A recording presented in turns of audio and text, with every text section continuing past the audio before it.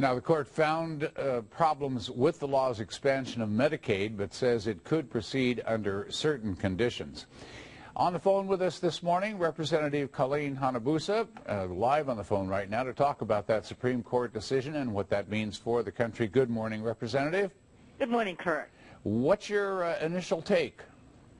Well, you know, I had always assumed that it would be upheld, and I was banking on Chief Justice Roberts of joining the more liberal members of the court, and that's exactly what he did. And as you all know, Hawaii has history with Chief Justice Roberts because he represented us in Rice versus Cayetano, and from that time, I've always felt that he had a very strong sense of respect for the entity called the Supreme Court and the Constitution and the concept of the separation of the branches of government.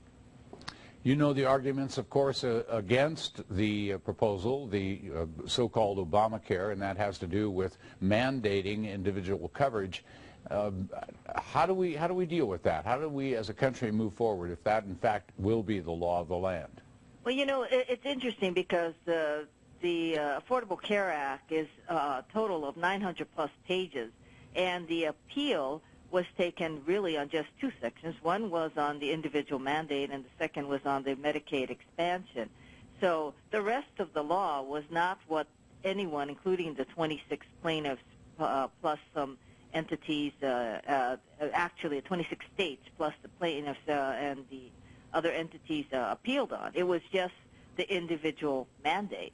So when you look at it, and you look at the benefit of what people have received, for example, for our seniors, the Medicare donut hole that we all know about with prescription drugs is going to close in the year 2020.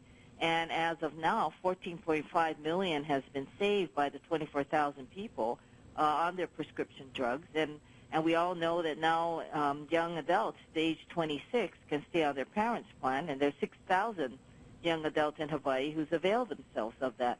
And for Hawaii, we have the exemption in Section 1560 of the Affordable Care Act because we have prepaid health. So we're not as affected. I think the rest of the nation benefits a lot.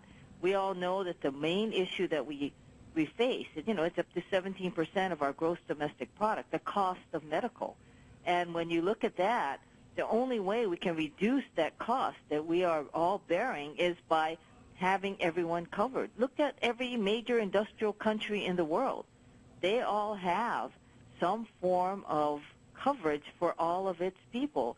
We were the last ones. Just briefly, your feelings about the GOP threat to repeal the law. You know, I have a great belief that the president will be reelected, so they can't repeal a law, and they definitely can't repeal it in this Congress because they don't have enough to get it through. The Senate is still Democrats who went on the line to ensure that this bill went through. President Obama will veto if it were somehow miraculously to get through. There is no way that it can get through this Congress and this president in terms of a repeal. All right. Representative Colleen Hanabusa, thank you so much for spending some time with us this morning. And, of course, we'll be keeping close track of what happens from here on in. Thanks, Kurt. Aloha. Aloha.